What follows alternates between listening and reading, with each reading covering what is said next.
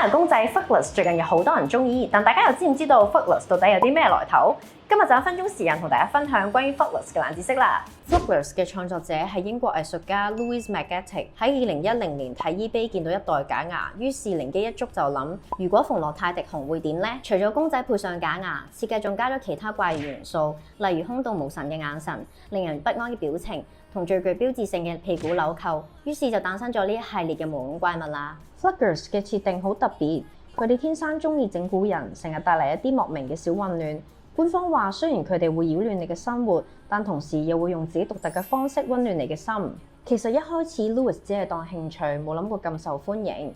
直到2018年，佢決定將 Fluggers 嘅版權賣俾加拿大玩具公司，咁品牌就正式開始進軍全球，越嚟越多人認識。Fluggers 系列有好多唔同角色，每隻都有自己嘅怪癖。例如 Love Flug 成日話愛你，但其實係破壞大王，中意偷雪櫃嘅嘢食，擅長扮無辜，令到你唔捨得嬲佢。大家仲有冇其他品牌嘅冷知識想知道呢？記得留言話俾我哋聽啦！